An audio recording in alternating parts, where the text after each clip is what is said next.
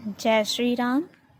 हे पार्वती, जिनके नाम के बल से काशी में मरते हुए प्राणी को देखकर मैं उसे राम मंत्र देकर शोक रहित कर देता हूँ, मुक्त कर देता हूँ, वही मेरे प्रभु रघुश्रेष्ठ श्री रामचंद्र जी जड़ चेतन के स्वामी और सबके हृदय के भीतर की जानने वाले हैं। वे वश होकर बिना इच्छा के भी जिनका नाम लेने से मनुष्य के अनेक जन्मों में किए हुए पाप जल जाते हैं, फिर जो मनुष्य आदर पूर्वक उनका स्मरण करते हैं वह तो संसार रूपी दुस्तर समुद्र को गाय के सुखुर से बने हुए गड्ढे के समान अर्थात बिना किसी परीक्षण के पार कर जाते हैं। हे पार्वती, वही परम आत्मा श्री रामचंद्र जी हैं। उनमें भ्रम देखने में आता है। तुम्हारा ऐसा कहना अत्यंत ही अनुचित है। इस प्रकार का संदेह मन में लाते ही मनुष्य के ज्ञान, वैराग्य आदि सारे सद्गुण नष्ट हो जाते हैं। शिव जी के भ्रमनाशक वचनों को सुनकर पार्वती जी के सब गुप्तों की रचना मिट गई। श्री रघुनाथ जी के चरणों में उनका प्रेम और विश्वास हो गया। हर कठिन असंभावना जिसका होना संभव नहीं, ऐसी मिथ्या कल्पना जाती रही। बार बार स्वामी शिव जी के चरण कमलों को पकड़कर और अपने कमल के समान हाथों को जोड़कर पार्वती जी मानो प्रेम रस में सान कर सुंदर वचन बोली। आपकी चंद्रमा की किरणों के समान शीतल वाणी सुनकर मेरा अज्ञान रूपी शरद ऋतु की धूप का भारी ताप मिट गया है। हे कृपालु, आपने मेरा सब संदेह हर लिया। अब श्री रामचंद्र जी का व्यर्थ स्वरूप मेरी समझ में आ गया। हे नाथ, आपकी कृपा से अब मेरा विषाद जाता रहा और आपके चरणों के अनुग्रह से मैं सुखी हो गई। यद्यपि मैं स्त्री होने के कारण स्वभाव से ही मूर्ख और ज्ञानहीन हूँ, तो भी आप मुझे अपनी दासी जानकर, हे प्रभु, यदि आप मुझ पर प्रसन्न हैं तो जो बात मैंने पहले आपसे पूछी थी वही कहिए। यह सत्य है कि श्री रामचंद्र जी ब्रह्मा हैं, चिन्मय ज्ञान स्वरूप हैं, अविनाशी हैं, सबसे रहित और सबके हृदय रूपी नगरी में निवास करने वाले हैं। फिर हे नाथ, उन्होंने मनुष्य का शरीर किस कारण से धारण किया? हे धर्म की ध्वजा धारण करने वाले प्रभु, ये मुझे समझाकर कहिए। पार्वती के अत्यंत नम्र वचन सुनकर और श्री रामचंद्र जी की कथा में उनका विशुद्ध प्रेम देखकर तब कामदेव के शत्रु स्वाभाविक ही सृजन सुजान कृपा निधान शिव जी मन में बहुत ही हर्षित हुए और बहुत प्रकार से पार्वती की बड़ाई करके फिर बोले। हे पार्वती, निर्मल रामचरित्र मानस की वह मंगलमयी कथा सुनो जिसे काक भुषुंड ने विस्तार से कहा और पक्षियों के राजा गरुण जी ने सुना था। वह श्रेष्ठ संवाद जिस प्रकार हुआ मैं आगे कहूँगा। अभी तुम श्री रामचंद्र जी के अवतार का परम सुंदर और पवित्र चरित्र सुनो। श्री हरि के गुण, नाम, कथा और रूप सभी अपार, अनगणित और असीम हैं। फिर भी हे पार्वती, मैं अपनी बुद्धि के अनुसार कहता हूँ, तुम आदर पूर्वक सुनो। हे पार्वती सुनो। वेद शास्त्रों ने श्री हरि के सुंदर, विस्तृत और निर्मल चरित्रों का गान किया है।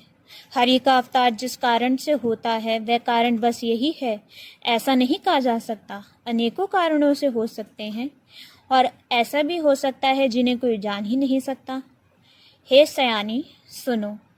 हमारा मत तो यह है कि बुद्धि, मन और वाणी से श्री रामचंद्र जी की तर्कना नहीं की जा सकती।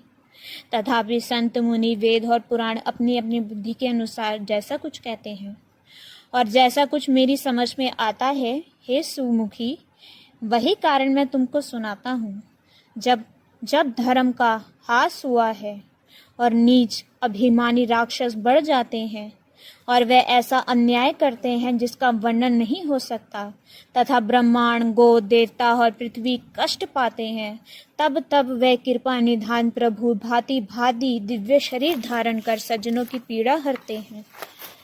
वे असुरों को मारकर देवताओं को स्थापित करते हैं, अपने श्वास रूप वेदों की मर्यादा की रक्षा करते हैं और जगत में अपना निर्मल यश फैलाते हैं। श्री रामचंद्र जी के अवतार का यह कारण है। उसी यश को गा गा कर भक्त जन भवसागर से तर जाते हैं। कृपा सागर भगवान भक्तों के हित के लिए शरीर धारण करते हैं। श्री रामचंद्र जी के जन्म लेने के अनेक कारण हैं जो एक से बढ़कर एक विचित्र हैं। हे सुंदर बुद्धि वाली भवानी, मैं उनके 2-1 जन्मों का विस्तार से वर्णन करता हूँ, तुम सावधान होकर सुनो। श्री हरि की जय और विजय 2 प्यारे द्वारपाल हैं जिनको सब कोई जानते हैं। उन दोनों भाइयों ने ब्रह्मांड सनकादि के शाप से असुरों का तामसी शरीर पाया। एक का नाम था हिरण्यकश्यपु और दूसरा हिरण्ययाश। वह देवराज इंद्र के गर्भ को छुड़ाने वाले सारे जगत में प्रसिद्ध हुए। वह युद्ध में विजय पाने वाले विख्यात वीर थे। इनमें से एक को भगवान ने वारा सुअर का शरीर धारण करके मारा और दूसरे हिरण्यकश्यपु का नरसिंह रूप धारण करके वध किया और अपने भक्त प्रहलाद का सुंदर यश फैलाया। वह ही दोनों जाकर देवताओं को जीतने वाले तथा बड़े योद्धा रावण और कुंभकर्ण नामक बड़े बलवान और महावीर राक्षस हुए, जिन्हें सारा जगत जानता है। भगवान के द्वारा मारे जाने पर वह भी इसलिए मुक्त नहीं हुए कि ब्रह्मांड के वचन शाप का प्रमाण 3 जन्म के लिए था। अंत एक बार उनके कल्याण के लिए भक्त प्रेमी भगवान ने फिर अवतार लिया। वहां उस अवतार में कश्यप और अदिति उनके माता पिता हुए, जो दशरथ और कौशल्या के नाम से प्रसिद्ध थे। एक कल्प में इस प्रकार अवतार लेकर उन्होंने संसार में पवित्र लीलाएं की। एक कल्प में सब देवताओं को जलंधर दैत्य से युद्ध में हार जाने के कारण दुखी होकर शिव जी ने उसके साथ बड़ा घोर युद्ध किया, पर वह महाबली दैत्य मारे मरता था। उस दैत्य राज की स्त्री परम सती बड़ी ही पति प्रवता थी। उसी के प्रताप से त्रिपुरासुर जैसे अजय शत्रु का विनाश करने वाले शिव जी भी उस दैत्य को नहीं जीत सके। प्रभु ने छल से उस स्त्री का व्रत भंग कर देवताओं का काम किया। जब उस स्त्री ने यह भेद जाना, तब उसने क्रोध करके भगवान को शाप दिया। लीलाओं के भंडार कृपालु हरि ने उस स्त्री के शाप को प्रणामे किया, स्वीकार किया। वही जलंधर उस कल्प में रावण हुआ, जिसे श्री रामचंद्र जी ने युद्ध में मारकर परम पद किया। एक जन्म का कारण ये था जिससे श्री रामचंद्र जी ने मनुष्य देह धारण किया। हे भरद्वाज मुनि, सुनो। प्रभु के प्रत्येक अवतार की कथा कवियों ने नाना प्रकार से वर्णन किया है। एक बार नारद जी ने शाप दिया, अंततः एक कल्प में उसके लिए अवतार हुआ। यह बात सुनकर पार्वती जी बड़ी चकित हुई और बोली कि नारद जी तो विष्णु भक्त और ज्ञानी हैं। मुनि ने भगवान को शाप किस कारण से दिया? लक्ष्मीपति भगवान ने उनका क्या अपराध किया था? हे पुरारु शंकर जी, ये कथा मुझसे कहिए। मुनि नारद के मन में मोह होना बड़ा आश्चर्य की बात है। तब महादेव जी ने हंसकर कहा, ना कोई जानी है ना कोई मूर्ख। श्री रघुनाथ जी जब जिसको जैसा करते हैं वही वैसा क्षण वैसा ही होता है। हे भरद्वाज, मैं श्री रामचंद्र जी के गुणों की कथा कहता हूँ, तुम आदर से सुनो। तुलसीदास जी कहते हैं, मान और मद को छोड़कर अवगामाहन का नाश करने वाले श्री रघुनाथ जी को भजो। हिमालय पर्वत में एक बड़ी पवित्र गुफा थी। उसके समीप ही सुंदर गंगा जी बहती थी।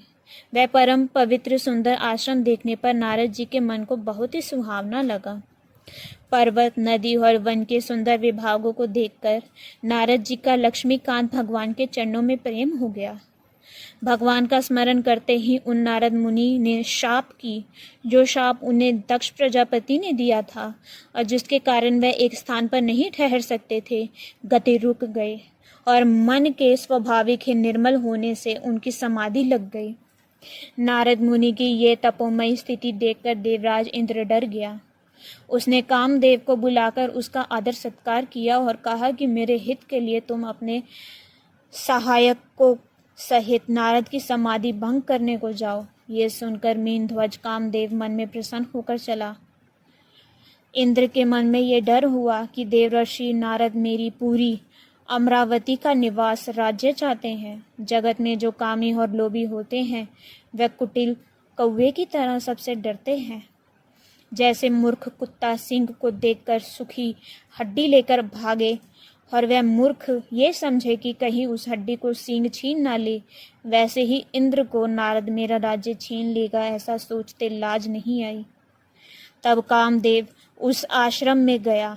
तब उसने अपनी माया से वहां वसंत ऋतु को उत्पन्न किया। तरह तरह के वृक्षों पर रंग बिरंगे फूल खिल गए, उन पर कोयले कूकने लगी और भोरे गुंजार करने लगे। कामिनी को